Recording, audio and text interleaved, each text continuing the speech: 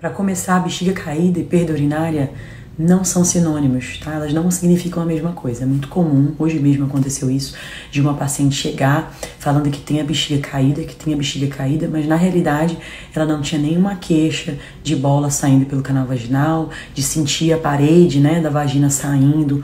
Ela nunca tinha tido um médico que examinou, um ginecologista que examinou e disse que ela tinha cistocele, que ela tinha prolapso. O que ela estava querendo dizer é que ela perdia a urina, ela não conseguia segurar a urina. Então não, gente, não é sinônimo, tá? A grande confusão, mistura, na minha opinião, é porque a flacidez, ela é um componente importante, ela está muito associada ali à gravidez, a partos, principalmente parto vaginal, ela está associada à tosse crônica, a questões genéticas familiares, né, que vão fazer com que a pessoa tenha mais flacidez. Isso pode fazer com que ela tenha mais chance de ter prolapso, ela pode ter mais chance da bexiga descer e ela também pode ter perda urinária por conta da flacidez, por conta da hipermobilidade ali da bexiga, porque realmente a bexiga acaba ficando com mais possibilidade de ser ativada ali, mas ainda assim não é a mesma coisa. Então é possível que a pessoa tenha a bexiga caída e não tenha perda de urina, como é possível sim que a gente faça inclusive a cirurgia para corrigir a bexiga caída e a perda urinária não melhora e pode até piorar. Então, gente, vocês precisam entender e perguntar mesmo. Então aqui eu acho o seguinte, os médicos precisam melhorar a comunicação, então os médicos precisam explicar mais, porque às vezes a paciente nomeia uma queixa ou nomeia um procedimento, só que ela tem uma definição errada, então o que ela tá querendo é outra coisa. Então a paciente fica lá, puxa, mas eu tenho a bexiga caída, e o médico fica, não tem bexiga caída, não tem bexiga caída. Mas o que ela tá querendo dizer é que ela perde urina. Então assim, a gente tem que trazer essa responsabilidade pra gente, e a gente formular a pergunta, cavar mais mesmo, para conseguir identificar o que é a queixa da paciente, pra gente conseguir ajudar. E a paciente, por outro lado, também não pode sair com dúvida da consulta. Então, não tá entendido ainda, tem que perguntar. Então, assim, doutor, não entendi. O que é exatamente que você vai fazer? O que vai ser essa cirurgia?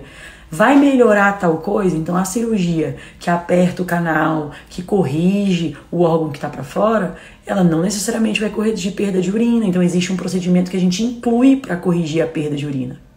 Eu gosto de trazer exemplos de alguns casos, porque quando é um assunto que ele é recorrente, né? Ou seja, vira e mexe vem um paciente que fala isso, é algo que a gente realmente precisa repensar, sabe? Sobre a nossa atitude como profissional, sobre... A gente precisa trazer esse assunto. Então é assim, a paciente vira e fala assim, poxa, doutora, eu fiz a cirurgia de períneo, é muito comum falar períneo, né? Eu fiz a cirurgia de períneo e eu continuei perdendo urina. Eu falei, ué, mas qual foi a cirurgia que você fez? Ah, eu fiz a cirurgia de apertar o canal. Falei, sim, mas foi feito alguma investigação para saber o tipo de perda de urina? Foi colocado algum tipo de tela? Foi feito algo desse tipo? A paciente, não. Eu falei, você contou pro profissional que você tinha perda de urina? Ela falou, não, doutora. Eu cheguei lá e falei que eu queria fazer cirurgia de períneo. Ele me examinou, viu que realmente estava larga e me operou. E não resolveu a perda de urina.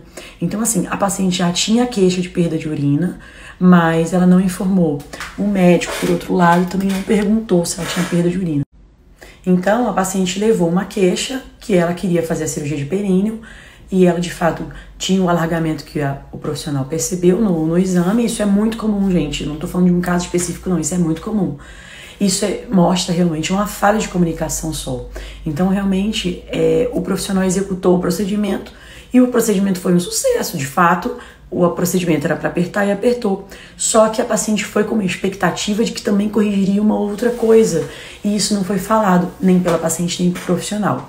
Então, gente, perda de urina, existem várias causas. Eu posso estar gravando um outro vídeo para aprofundar isso para vocês. Não é todo caso que melhora com cirurgia. O tratamento inicial não é cirurgia, é fisioterapia. Pode ser medicação, se for contração da musculatura. Às vezes é um quadro de perda leve, só a fisioterapia pode funcionar. Existe o laser. Então, alguns casos desse em que a musculatura que contrai, eu tô falando da musculatura da bexiga, né? Às vezes pode melhorar a gente fazendo um tratamento de laser. Tem as medicações orais. Quadros de esforço, melhorando a flacidez, às vezes a gente vê essa resposta com laser íntimo, sim, as mulheres melhoram. Até o quadro da bexiga caída.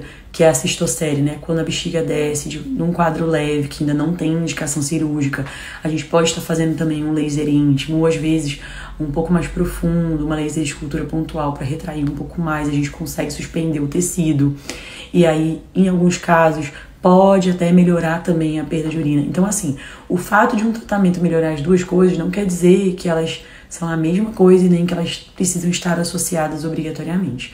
Então, eu acho que a comunicação é o que a gente precisa ajustar principalmente.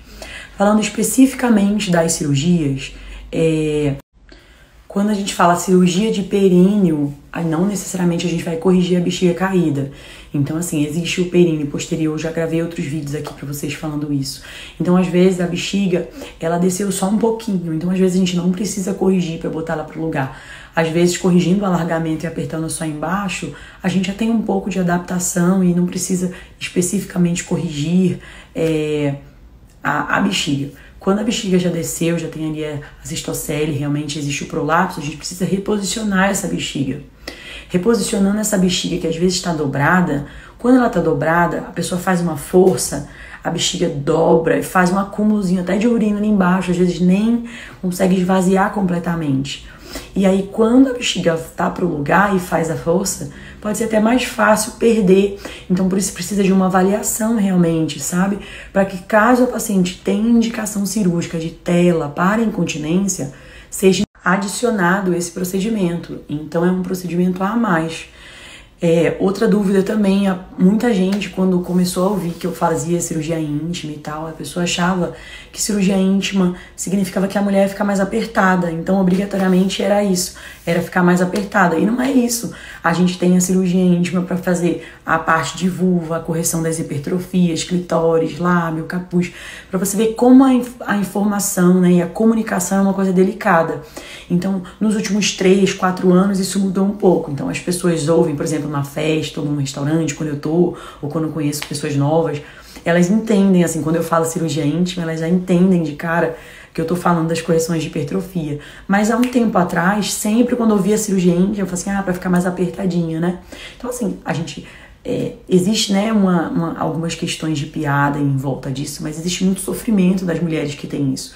Então, é algo que a gente precisa realmente debater. Então, em resumo, eu posso fazer um procedimento, fazer cirurgia íntima, fazer períneo, fazer correção de incontinência com sling, tudo no mesmo dia. Eu posso fazer tudo no mesmo ato cirúrgico. Só que não significa que é o mesmo procedimento, são vários procedimentos. Então eu posso corrigir o lábio, eu posso botar um DIU, eu posso corrigir o clitóris e fazer uma cirurgia de períneo. Como eu posso reposicionar uma bexiga e fazer a cirurgia de incontinência também. Eu espero ter trazido um pouco mais de informação de forma clara para vocês. Eu vou estar fazendo alguns vídeos como esse, vou estar salvando no canal, vocês vão ver em várias redes vídeos curtos como esse, aprofundando cada pergunta, ao invés de fazer vídeos mais longos do mesmo tema, porque eu percebo que assim fica mais didático. Qualquer sugestão que vocês tenham, pode ir mandando para mim, perguntas. Eu tenho juntado algumas perguntas das caixinhas e vou